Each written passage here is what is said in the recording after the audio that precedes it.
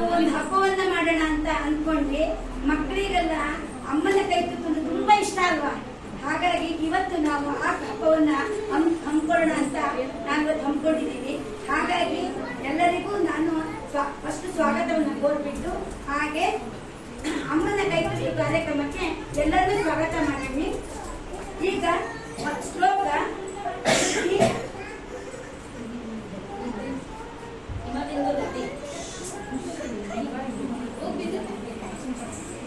ಹಿಮಬಿಂದು ಶ್ಲೋಕ